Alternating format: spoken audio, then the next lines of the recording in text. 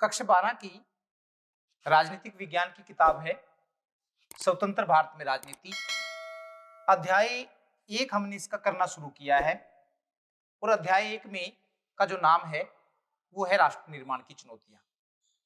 तो पहला भाग हम इसका कर चुके हैं और पहले भाग में हम जो स्टार्ट किया है वो है स्वतंत्र भारत के सामने क्या चुनौतियां थी। जब देश 15 अगस्त 1947 को देश स्वतंत्र हुआ तो देश को किन किन चुनौतियों का सामना करना पड़ा, ये हम वर्णन कर रहे थे। और 15 अगस्त 1947 को जब देश स्वतंत्र हुआ तो देश के सामने 5 चुनौतियां थी जो हमने की हैं अब तक। उसमें से 4 चुनौतियां हम कर चुके हैं। जैसे पहली थी देश को एकता के सूत्र में बांधने की चुनौती, दूसरी थी लोकतंत्र की स्थापना की चुनौती, तीसरी विकास की चुनौती, चौथी शरणार्थियों के पुनर्वास की चुनौती कि जो पाकिस्तान से बहुत सारे अल्पसंख्यक हिंदू और सिख आए थे उनको कहां बसाया जाए। आज जो हमने इस चैप्टर में करनी है, इस भाग में करनी है, भाग 2 में, वो थी देशी रियासतों के विलय की चुनौती कि 565 के लगभग जो देशी रियासतें थी उनको जो भारत में मिलाने की चुनौती थी उसका समाधान कैसे किया गया। तो 5वीं चुनौती हमारे सामने है देशी रियासतों के विलय की चुनौती। इससे पहले हम आपको बताना चाहेंगे कि जब भारत पर अंग्रेजों का राज था 15 अगस्त 1947 से पहले, तो यह 2 भागों में बटा हुआ था। भारत जो था वो 2 भागों में बटा हुआ था। एक को ब्रिटिश इंडिया कहते थे और दूसरे को देशी रियासतें या फिर रजवाड़े कहते थे। 15 अगस्त 1947 से पहले जो भारत की स्थिति थी वो 2 प्रकार की थी, 2 भागों में बटा हुआ था। ब्रिटिश इंडिया वाला भाग था और देशी रियासतें या रजवाड़े वाला था। इस बात को हम मानचित्र के द्वारा अच्छी प्रकार से समझ सकते हैं। तो पहले आते हैं देशी ब्रिटिश इंडिया कि ब्रिटिश इंडिया किसको कहते थे। ब्रिटिश इंडिया की अगर हम बात करें तो ये जो है, अगर आप ये भारत का मानचित्र देख रहे हैं, pre partition map of India before 1947 से पहले का है ये। अगर ये जो आप इसमें ये येलो येलो देख रहे हैं, ये वाला, ये वो भाग है जहां पर अंग्रेजों का राज था, यानी कि ये इसमें इतने भाग पर अंग्रेजों ने अपना राज कर लिया था। तो ब्रिटिश इंडिया में वे प्रांत आते थे या वे भारतीय प्रांत आते थे। ब्रिटिश इंडिया की अगर हम बात करें तो ब्रिटिश इंडिया में वे भारतीय प्रांत आते थे जिन पर अंग्रेजों का अधिकार था, जिन पर अंग्रेजों का नियंत्रण था। ये येलो येलो जो आप देख रहे हैं भारत का उससे पहले का नक्शा है, 1947 से पहले का। पाकिस्तान भी इसमें शामिल है और इधर ये जिसको आजकल बांग्लादेश कहते हैं वो भी शामिल है। तो ये जो येलो येलो है वो सारा का सारा वो क्षेत्र है, ये वो ब्रिटिश भारतीय प्रांत है जिन पर किसी जमाने पर अंग्रेजों का अधिकार होता था। और दूसरा है देशी रियासतें या फिर रजवाड़े। अगर हम दूसरे की बात करें, क्योंकि 2 भागों में बटा हुआ था, तो देशी रियासतें या रजवाड़े। देशी रियासतों में, अगर देशी रियासतों का में राजाओं का शासन होता था, वहां पर राजा का शासन होता था। ये जो आप पिंक पिंक देख रहे हैं ये वाला, ये सारे के सारे भारत में देशी रियासतें थी या फिर रजवाड़े थे जहां पर राजा का शासन होता था। अलग अलग हैं, जैसे हैदराबाद की रियासत थी, राजपूताना रियासत थी, बलोचिस्तान था, पंजाब थे। तो इस प्रकार से पूरे भारत में 565 के लगभग देशी रियासतें थी। भारत के कुल क्षेत्रफल के 40% भूमि पर इन रियासतों का कब्जा था। जो 565 देशी रियासतें थी, 40% भारत की कुल भूभाग पर, तो 40% भूमि पर इन रियासतों का कब्जा था और करीब 9 करोड़ जनता इन रियासतों में रहती थी। 9 करोड़, 40% भूमि पर राज्यों का कब्जा था और जो 60% जो भूमि थी उस पर ब्रिटिश सरकार का कब्जा था। तो ये रियासतें अपने घरेलू मामलों में तो स्वतंत्र होती थी, लेकिन बाहरी मामलों में इन पर अंग्रेजी सरकार का नियंत्रण होता था। कहने का मतलब ये है कि घरेलू मामलों में स्वतंत्र थी, लेकिन कि बाहर दूसरे देशों के साथ किस प्रकार के संबंध होंगे इस बारे में जो निर्णय था वो ब्रिटिश सरकार लेती थी। तो भारत में हम कह सकते हैं कि 2 प्रकार से भारत बटा हुआ था। एक को हम ब्रिटिश इंडिया कहते हैं। ब्रिटिश इंडिया में वो भारतीय प्रांत आते थे जो अंग्रेजों ने जीत लिए थे और देशी रियासतें या फिर रजवाड़े जो थी ये दूसरा भाग था। तो इसमें जिनको वो जीत नहीं पाए, इसके बाद भी बहुत सारा भारत का इलाका जो 40% इलाका जो रह गया था जिसको ब्रिटिश सरकार जीत नहीं पाया, तो वो देसी रियासतें या रजवाड़े थी। तो स्वतंत्रता के बाद ये प्रश्न आया पैदा हुआ कि इन रजवाड़ों को, इन रियासतों को भारत में कैसे शामिल किया जाए। भारत की स्वतंत्रता के समय देश में 565 देसी रियासतें थी, जो आपने याद रखनी है महत्वपूर्ण लाइन, कि ये आमतौर पर प्रश्न पूछ लिया जाता है कि देश की स्वतंत्रता के समय भारत में कितनी रियासतें थी। एक इंपॉर्टेंट प्रश्न है। तो 565 के लगभग देसी रियासतें थी पूरे भारत में। जब पाकिस्तान नहीं बना था उससे पहले की बात हम कर रहे हैं कि 565 देसी रियासतें थी। अलग अलग किताबों में ये अलग अलग दिया गया है, कहीं पर 562 दिया गया है, लेकिन आपकी जो पॉलिटिकल साइंस की किताब है उसमें 565 देसी रियासतें दे रखी हैं। एक और महत्वपूर्ण चीज जो हमने आपको भाग 1 में करानी शुरू की थी, और वो थी कि भारतीय स्वतंत्रता अधिनियम 1947। वहां पर ये बताया था भारतीय, क्योंकि भारत को जो स्वतंत्रता मिली है वो भारतीय स्वतंत्रता अधिनियम 1947 के तहत मिली है। जुलाई 1947 में ब्रिटिश संसद द्वारा ये कानून पास किया गया था, और इसी कानून के तहत भारत को स्वतंत्रता मिली है, और इसी कानून के तहत देशी रियासतों को भी स्वतंत्रता मिली है। तो भाग 1 में हमने इसको कराया था। तो इसमें देशी रियासतों के बारे में भी काफी सारी बातें कही गई थी। भारत को स्वतंत्रता देने के लिए ब्रिटिश संसद द्वारा जुलाई 1947 में भारतीय स्वतंत्रता अधिनियम 1947 पास किया गया था। इंपॉर्टेंट लाइन है, याद रखनी है आपने कि भारत को किस कानून के तहत स्वतंत्रता मिली। भारतीय स्वतंत्रता अधिनियम 1947। इसी अधिनियम के तहत देशी रियासतों को भी स्वतंत्रता मिली थी। जो भारत में रियासतें थी 565 के लगभग, उनको भी स्वतंत्रता मिली थी। लेकिन इस अधिनियम में देशी रियासतों के बारे में एक खास बात कही गई थी जो विवादित है, जो हमने बताई थी कि जब देशी रियासतों का विलय हम कराएंगे तो वो बात भी आपको बताएंगे कि वो बात क्या थी। तो इस अधिनियम में, जो भारतीय स्वतंत्रता अधिनियम था, उसमें देशी रियासतों के बारे में एक खास बात कही गई थी, और वो खास बात क्या थी वो जानना जरूरी है कि इस अधिनियम में देशी रियासतों को लैप्स ऑफ पैरामाउंसी का विकल्प दिया गया था। लैप्स ऑफ पैरामाउंसी क्या है? तो इस जो अधिनियम पास किया गया भारतीय स्वतंत्रता अधिनियम 1947, इसमें उनको लैप्स ऑफ पैरामाउंसी का विकल्प दिया गया था। इस विकल्प में यह कहा गया था कि यह देशी रियासतों की मर्जी पर होगा, देशी रियासतों की राजाओं की मर्जी पर होगा। क्या?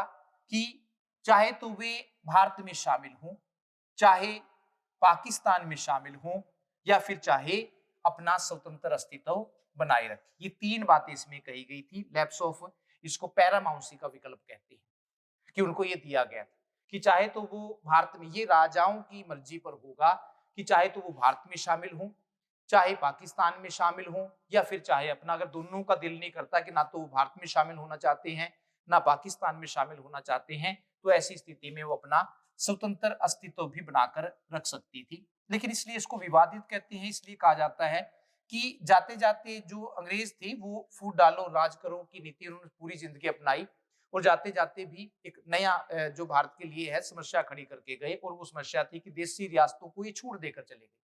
सिंपल सी बात भी कही जा सकती थी कि जो रियासतें भारत के हिस्से में आएंगी वो भारत में शामिल होंगी, और जो रियासतें पाकिस्तान के हिस्से में आएंगी वो पाकिस्तान में शामिल होंगी। ये तीसरा नंबर जो था, ये जोड़ना कि चाहे वे अपना स्वतंत्र अस्तित्व बनाए रखे, ये सरासर बिल्कुल गलत प्रकार का था, जिससे इसके आने वाले टाइम में काफी खामियाजे सामने आए। अब वो खामियाजे क्या थे वो आपको आगे जो स्लाइड है उसमें समझ में आएंगे। अब जैसे ही यह स्पष्ट हुआ कि भारत और पाकिस्तान में शामिल होना राजाओं की इच्छा पर होगा, क्योंकि इनकी इच्छा पर छोड़ दिया गया था, उनको लैप्स ऑफ पैरामाउंसी का विकल्प दिया गया था कि चाहे तो वो भारत में शामिल हो, चाहे पाकिस्तान में शामिल हो, और चाहे अपना स्वतंत्र अस्तित्व रखे बनाकर। तो जैसे ये स्पष्ट हुआ कि भारत और पाकिस्तान में शामिल होना राजाओं की मर्जी पर होगा, तो जल्दी ही राजाओं ने अपने रंग दिखाने शुरू कर दिए, अपने तेवर दिखाने शुरू कर दिए। सबसे पहले बात आती है, तो सबसे पहले त्रावणकोर जानना जरूरी है। त्रावणकोर के राजा ने अपनी रियासत को स्वतंत्र रखने की घोषणा कर दी, कह दिया ना तो हम भारत में शामिल होंगे ना पाकिस्तान में, हम तो अपना तीसरे वाला जो विकल्प था, हम तो अपना स्वतंत्र अस्तित्व बना के रखेंगे। सबसे पहले त्रावणकोर के राजा ने, त्रावणकोर अगर हम देखें तो ये उस जमाने में केरल होता था, केरल में ही एक रियासत थी, और ये था त्रावणकोर। यहाँ पर हम लिखें अगर त्रावणकोर, ये त्रावणकोर था। यहाँ सबसे पहले इस रियासत के राजा ने अपने आप को स्वतंत्र घोषित कर दिया कि ना तो वो भारत में शामिल होगा, ना ही पाकिस्तान में शामिल होगा। और जैसे ही त्रावणकोर के राजा ने अपनी रियासत को स्वतंत्र रखने की घोषणा की, अगले ही दिन हैदराबाद के निजाम ने भी, हैदराबाद अगर हम देखें कि हैदराबाद की जो रियासत थी वो ये बीच में भारत की जो यहाँ पर ये सारी की सारी हैदराबाद की रियासत थी, जहां पर वो थी। जैसे ही त्रावणकोर के राजा ने ये घोषणा की कि ना तो वो भारत में शामिल होगा ना पाकिस्तान में, तो अगले ही दिन हैदराबाद के निजाम ने भी, ये सारा का सारा हैदराबाद है, हैदराबाद के निजाम को, उसको राजा को निजाम कहा जाता था वहां पर, हैदराबाद के निजाम ने भी रियासत को भारत में शामिल करने से इनकार कर दिया। और इसके बाद दूसरी रियासतों के राजा भी ऐसा ही करने लगे। उनकी देखा देखी में दूसरी रियासतों के जो राजा थे उन्होंने भी भारत और पाकिस्तान में शामिल होने से इनकार कर दिया। रियासतों के राजाओं के इस रवैये से यह बात साफ हो गई कि स्वतंत्रता के बाद भारत में छोटे छोटे कई देश होंगे, क्योंकि जब ये स्पष्ट हो गया कि ना तो वो भारत में शामिल होने जा रहे हैं ना ही पाकिस्तान में शामिल होने जा रहे हैं, तो इससे ये बात उभर कर सामने आई कि ऐसी स्थिति में जो भारत के अंदर रियासतें होंगी वो वास्तव में छोटे छोटे कई देश होंगे, जिससे भारत का एकीकरण करना मुश्किल हो जाएगा। जो सपना हम सोच रहे थे कि भारत को एक बनाया जाएगा, वो सपना पूरा नहीं होगा, भारत का एकीकरण करना मुश्किल हो जाएगा। और ऐसी स्थिति में जब रियासतों ने अपने रंग दिखाने शुरू किए, तो ऐसी स्थिति में जो सरदार वल्लभ भाई पटेल का है वो सबसे महत्वपूर्ण योगदान है। ऐसी स्थिति में सरदार वल्लभ भाई पटेल ने रियासत के राजाओं को मनाने और समझाने में महत्वपूर्ण भूमिका निभाई, इसलिए उनको हम लौह पुरुष तो कहते हैं, लेकिन भारत को एकीकरण करने में उनका सबसे महत्वपूर्ण योगदान है।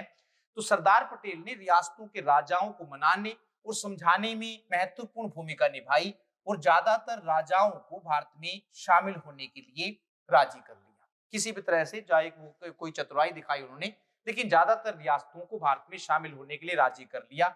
आज यह काम आसान दिखाई देता है, आज आपको लगेगा इतने सालों के बाद कि यह काम बड़ा आसान था, राजाओं को भारत में शामिल करना बहुत आसान लगेगा आपको, लेकिन उस समय राजा की एक अपनी अहमियत होती थी, उसका अपना साम्राज्य होता था, तो उस समय इनको शामिल करना बड़ा मुश्किल काम था। ऊपर से जो अंग्रेज थे वो इनको एक विकल्प देकर चले गए थे कि वो उनकी मर्जी पर होगा कि चाहे भारत में शामिल हो, चाहे पाकिस्तान में शामिल हो और चाहे अपना स्वतंत्र अस्तित्व। तो जब उनके पास 3 विकल्प थे तो उनको कोई सा भी विकल्प अच्छा लग सकता था। तो उस समय ये काम, आज ये काम हमें आसान दिखाई देता था, लेकिन वास्तव में यह काम काफी जटिल था। इसके लिए चतुराई की जरूरत थी और सरदार वल्लभ भाई पटेल ने जो अपनी चतुराई इसमें दिखाई रियासतों के राजाओं को मनाने में, वो उनका महत्वपूर्ण योगदान भारत के लिए माना जाता है।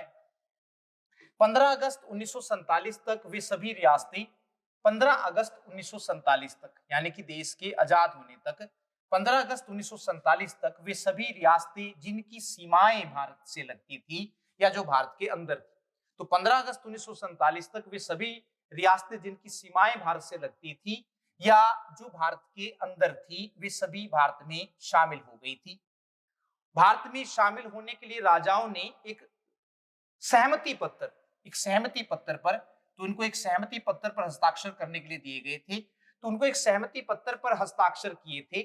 इस सहमति पत्र को नाम दिया गया था इंस्ट्रूमेंट ऑफ एक्सेशन का नाम दिया गया था, याद में आपने रखना है, याद जो, तो राजाओं को जब उनको भारत में शामिल किया गया तो उनको एक सहमति पत्र पर हस्ताक्षर करने थे, उस सहमति पत्र का नाम था इंस्ट्रूमेंट ऑफ एक्सेशन कहा जाता है। इस पर हस्ताक्षर करने का अर्थ था कि रजवाड़े, रजवाड़े मतलब राजा, भारतीय संघ का अंग बनने के लिए तैयार है। इस पर जब साइन किए गए तो इसका यही मतलब था कि जो राजा थे वो भारतीय संघ का हिस्सा बनने के लिए तैयार है, तो इसको इंस्ट्रूमेंट ऑफ एक्सेशन कहा जाता है, जितनी भी रियासतें थी या जिनको भारत में शामिल किया गया। लेकिन इसके बाद भी कुछ रियासतें ऐसी थी, इतना सब होने के बाद भी सरदार वल्लभ भाई पटेल ने जो मेहनत की उसके बाद भी बहुत सारे राजा ऐसे निकले, इसके बाद भी बहुत सारी रियासतें ऐसी थी जिन्होंने भारत में शामिल होने से इनकार कर दिया था। और ऐसी जो रियासतें थी उनमें जो महत्वपूर्ण नाम आते हैं, एक थी जूनागढ़ की रियासत जिन्होंने भारत में शामिल होने से इनकार कर दिया, और दूसरी थी जम्मू कश्मीर की रियासत, तीसरी हैदराबाद की रियासत और चौथी थी मणिपुर की रियासत। ये 4 रियासतें ऐसी थी जिन्होंने भारत में शामिल होने से इनकार कर दिया। अब इनके क्या, कैसे इनको भारत में शामिल किया गया, इनके क्या पीछे उद्देश्य थे, क्यों नहीं ये भारत में शामिल होना चाहते थे, तो इनका हम डिटेल में वर्णन करेंगे। तो सबसे पहले हमारे पास जो आती है वो है जूनागढ़ की रियासत। जूनागढ़ की रियासत, तो पहले ये जान लेना जरूरी है कि जूनागढ़ है कहाँ। तो ये गुजरात है। अगर बात करें गुजरात, गुजरात में जो आप ये देख रहे हैं इसको हम कच्छ कहते हैं और इसको सौराष्ट्र कहते हैं। सौराष्ट्र दो भाग हैं ये बटे हुए गुजरात के, अगर बाहर जो निकले हुए हैं समुद्र की तरफ, ये दो आते हैं। तो पहले वाले को कच्छ कहते हैं और निचले वाले को सौराष्ट्र कहते हैं। तो सौराष्ट्र में जो पश्चिम भारत का जो पश्चिम है उधर ये रियासत है और ये सारा का सारा अरब सागर है। अरब सागर यहाँ पर है। तो इसमें ये जूनागढ़ की रियासत थी जिसने भारत में शामिल होने से इनकार कर दिया था। तो जूनागढ़ की रियासत जो है भारत के पश्चिमी गुजरात में सौराष्ट्र में पाई जाती थी। ये आप देख रहे हैं, ये गुजरात का वर्तमान में मानचित्र है। तो अगर आप इसमें देखें यहाँ पर भी, तो ऊपर वाला हमने आपको बताया था ये कच्छ है सारा का सारा। ये अगर आप देखें ये, और ये सारा का सारा जो सौराष्ट्र है ये सारा गुजरात है। इसमें ये जूनागढ़ है इस समय गुजरात का एक जिला है और ये गिर सोमनाथ है। तो ये सारा का सारा उस जमाने में जो जूनागढ़ की रियासत होती थी। तो जूनागढ़ पश्चिम भारत के सौराष्ट्र इलाके में एक बड़ी रियासत थी, काफी बड़ी रियासत थी। आपको हमने पूरा बताया, जो दिखाया। जूनागढ़ पश्चिम भारत के सौराष्ट्र, सौराष्ट्र मैंने आपको बताया सौराष्ट्र इलाके में एक बड़ी रियासत थी। ये जो आप देख रहे हैं ये सौराष्ट्र है और यहाँ पर ये सारी की सारी जूनागढ़ की रियासत थी, एक बड़ी रियासत थी। अब इस रियासत का पाकिस्तान से कोई रास्ता नहीं था। अगर आप देखिए भारत के मानचित्र को, तो यहाँ आप जरा ध्यान से इस पे करें, तो ये सारा का सारा अरब सागर है, ये देख रहे हैं जो, और ये जो है ये ऊपर ये सारा का सारा ये पाकिस्तान था। पाकिस्तान के बाद ये यहाँ पर खत्म हो जाता है, यहाँ से सारा का सारा अरब सागर चल जाता है और जूनागढ़ की रियासत जो थी वो यहाँ पर। तो पाकिस्तान से कोई इसका भूमि मार्ग नहीं था, तो इस रियासत का पाकिस्तान से कोई रास्ता नहीं था। जूनागढ़ ही वह रियासत थी। एक महत्वपूर्ण बात और जो यहाँ नोट करने वाली है कि जूनागढ़ ही वह रियासत थी जिसमें हिंदुओं का प्रसिद्ध मंदिर सोमनाथ का मंदिर, जिसको जो अपने समृद्धि के लिए या जो अपने धन दौलत के लिए जाना जाता था। तो जूनागढ़ ही वो रियासत थी जहां पर सोमनाथ का मंदिर था और इस मंदिर को महमूद गजनवी ने लूटा था। महमूद गजनवी ने भारत पर 17 बार आक्रमण किए और उसने लास्ट वाले आक्रमण में जो सोमनाथ का मंदिर था उसको लूटा था। तो जूनागढ़ ही वो जगह है जहां पर सोमनाथ का मंदिर था। रियासत के अगर राजा की हम बात करें तो इस रियासत की 80% जनसंख्या जो थी हिंदू थी। 80% जनसंख्या हिंदू थी, लेकिन यहाँ का नवाब या जो राजा था वो मुसलमान था। ये भी सोचने वाली बात है कि जनता जो थी, प्रजा जो थी वो हिंदू थी, 80% जनसंख्या हिंदू थी, लेकिन राजा मुसलमान था जिसका नाम महाबत खान, ये याद रखना है आपने, जिसका नाम महाबत खान था। कि जूनागढ़ के रियासत के राजा का नाम क्या था, इंपॉर्टेंट लाइन है, महाबत खान था। एक महाबत खान के बारे में, क्योंकि राजा नवाब होते थे तो उन्हें कुत्ते पालने का बड़ा शौक था। उनके पास देसी विदेशी 500 के लगभग कुत्ते थे और कुत्तों का इतना क्रेज था उनको कुत्ते पालने का कि कहते हैं कि वो कुत्तों की शादियां तक करवाते थे। इसके लिए एक बड़ा फंक्शन होता था, पूरा जनता को बुलाया जाता था, कई दिन तक फंक्शन चलता था। राजा महाराजा हैं, उनके बड़े बड़े शौक होते हैं, तो उनको कुत्ते पालने का शौक था। और हद की बात तो ये कि कुत्तों के लिए मीट भी बाहर से आयात किया जाता था। ये महाबत खान का शौक था। तो ये आप चित्र उनका देख रहे हैं, ये महाबत खान है। हम बात कर रहे हैं जूनागढ़ की रियासत की। एक और बात जो जूनागढ़ के बारे में हम आपको बताना चाहेंगे कि 1947 में जूनागढ़ के दीवान, या जिसको हम प्रधानमंत्री भी कहते हैं, दीवान कह दीजिए या प्रधानमंत्री कह दीजिए, जूनागढ़ के जो दीवान थे 1947 में वो अल्लाह बख्श थे। लेकिन मोहम्मद अली जिन्ना, जिन्होंने पाकिस्तान का निर्माण कराया, लेकिन मोहम्मद अली जिन्ना ने कूटनीति का प्रयोग करते हुए जूनागढ़ के नवाब से, महाबत खान से, वहां के दीवान अल्लाह बख्श को पद से हटवाकर जुल्फिकार अली भुट्टो के पिता, जुल्फिकार अली भुट्टो बाद में पाकिस्तान के प्रधानमंत्री बने, जुल्फिकार अली भुट्टो के पिता शाहनवाज भुट्टो को जूनागढ़ का दीवान बनवा दिया। उनका कोई मकसद था, उनका कोई स्वार्थ था।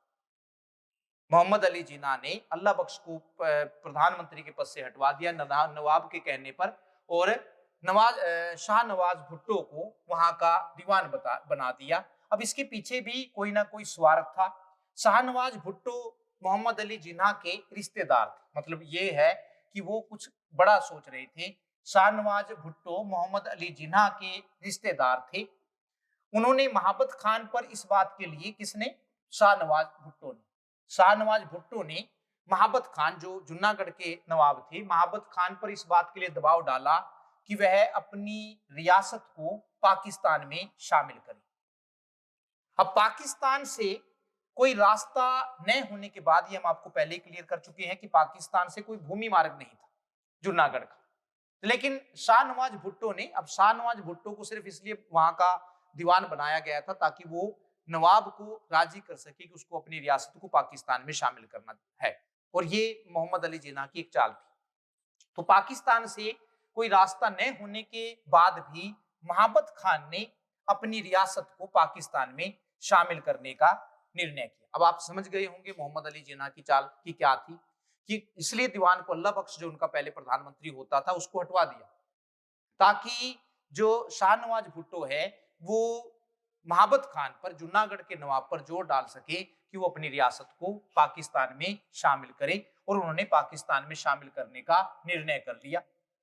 इसके पीछे उन्होंने यह तर्क दिया, जब नवाब से पूछा गया कि भाई आपने अपनी रियासत को पाकिस्तान में क्यों शामिल किया, क्योंकि पाकिस्तान से तो आपका कोई जमीनी मार्ग ही नहीं है।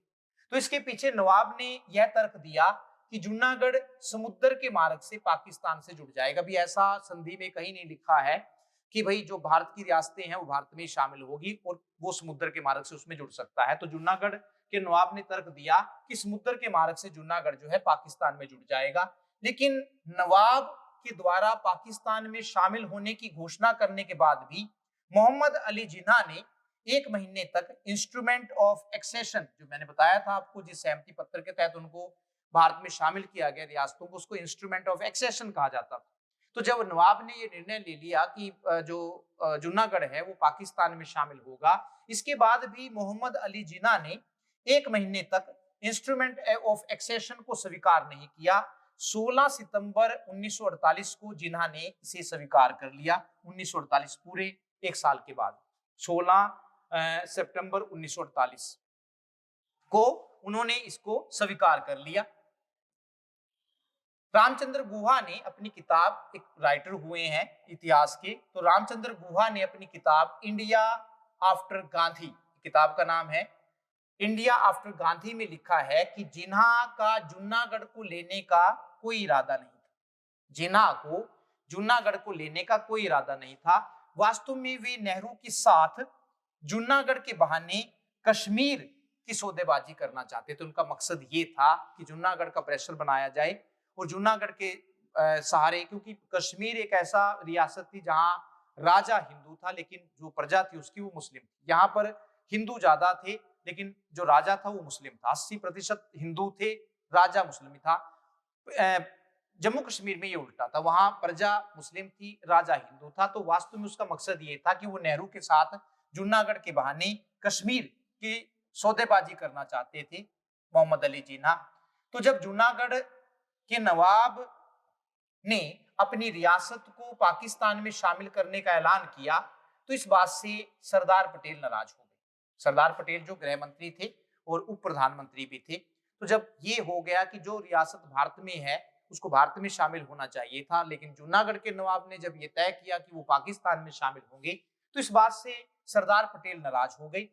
उनका मानना था कि रियासत को किस देश में शामिल होना चाहिए, इसका निर्णय रियासत के राजा को नहीं करना चाहिए, बल्कि निर्णय रियासत की जनता को करना चाहिए। सरदार पटेल इस बारे में बिल्कुल स्पष्ट थे कि रियासत जो है कि उनकी जनता से पूछा जाना चाहिए, जनमत संग्रह वहां पर कराया जाना चाहिए कि वो रियासत जो है, राजा को ये निर्णय लेने का अधिकार नहीं है कि उसकी रियासत किस देश में शामिल होना चाहती है। तो उनका ये मानना था कि रियासत के लोगों को यह निर्णय लेना चाहिए कि वो किस देश में शामिल होना चाहते हैं।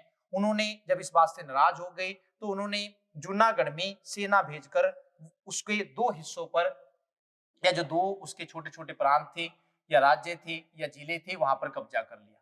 महाबत खान ने इन दोनों, जब भारत की सेना ने वहां पर भारत की सेना भेज दी सरदार पटेल ने, तो दो हिस्सों पर कब्जा कर लिया। महाबत खान ने इन दोनों इलाकों को फिर से प्राप्त करने की कोशिश की, लेकिन जनता ने उनका साथ नहीं दिया, क्योंकि जनता जो थी 80% जनसंख्या, जो जनता जो थी वो हिंदू थी। तो बहुत ही बड़ी कोशिश की, लेकिन जनता ने उनका साथ नहीं दिया। इसी बीच कूटनीति का सहारा लेते हुए गृह सचिव, वास्तव में सरदार वल्लभ भाई पटेल और जो गृह सचिव थे उस समय के वीपी मेनन, इनका बड़ा महत्वपूर्ण योगदान है रियासतों को भारत में मिलाने के लिए। तो इसी बीच जब ये काम हो रहा था, तो कूटनीति का सहारा लेते हुए गृह सचिव के नाम थे उस समय वीपी मेनन, शाहनवाज भुट्टो से मिले, जो उस समय जूनागढ़ के प्रधानमंत्री थे या दीवान थे, क्योंकि उस दौरान जो है वो नवाब जो थे वो अपनी छुट्टियां मनाने के लिए लंदन गए हुए थे। शाहनवाज भुट्टो से मिले और उन्हें समझाया कि जूनागढ़ की भौगोलिक स्थिति, हिंदुओं की बहुलता, दो बातें हैं, भौगोलिक स्थिति और हिंदुओं की बहुलता के कारण उसका पाकिस्तान में शामिल होना कतई तर्कसंगत नहीं है। उनको ये बात बताई गई कि जो जूनागढ़ की भौगोलिक स्थिति है उस हिसाब से पाकिस्तान वो शामिल कर ही नहीं सकता उसको, और दूसरा है कि वहां पर हिंदुओं की बहुलता है। तो ये दोनों बातों के कारण उनका पाकिस्तान में शामिल होना तर्कसंगत नहीं है, और शाहनवाज भुट्टो भी इस बात के लिए मान गए। उनको भी ये समझ आ गया कि ये बिल्कुल भी संभव नहीं है। इसी बीच क्या हुआ कि जूनागढ़ की जनता ने नवाब के शासन के खिलाफ आंदोलन छेड़ दिया। जब ये सारा प्रोसेस चल रही थी, ये अपने खिलाफ या अपने खिलाफ बढ़ते आंदोलन को देखकर नवाब अपने परिवार और अपनी धन संपत्ति को लेकर पाकिस्तान भाग गया। तो जब उसको लगा कि उसका विरोध हो रहा है और जनता जो है उसके शासन से खुश नहीं है, तो जनता ने आंदोलन कर दिया। और जब उसको लगा कि भाई अब यहाँ पर रहना सही नहीं है, तो नवाब अपनी संपत्ति को लेकर और अपने परिवार को लेकर पाकिस्तान भाग गया। नवंबर 1947 बात हम करते हैं, नवंबर 1947 में भारत ने जूनागढ़ पर कब्जा कर लिया।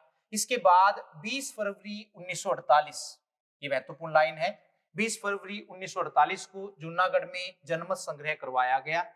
इसमें अगर बात करें 90% लोगों ने, 90% से ज्यादा लोगों ने, तो 20 फरवरी 1948 को जूनागढ़ में जनमत संग्रह करवाया गया, और इसमें 90% से ज्यादा लोगों ने जूनागढ़ के भारत में विलय को स्वीकार कर लिया। उनको विकल्प दिया गया था कि वो भारत में शामिल होना चाहते हैं या पाकिस्तान में शामिल होना चाहते हैं। तो 90% से ज्यादा लोगों ने भारत में शामिल होने की इच्छा जताई, और इसके बाद जूनागढ़ को भारत में शामिल कर लिया गया। इस प्रकार जूनागढ़ भारत का हिस्सा बन गया। तो ये जूनागढ़ की कहानी थी, किस प्रकार से उसको भारत का हिस्सा बनाया गया। इसके बाद हमारे पास जो नेक्स्ट आता है वो हैदराबाद की रियासत है, कि हैदराबाद की रियासत को भारत में कब शामिल किया गया या कैसे शामिल किया गया।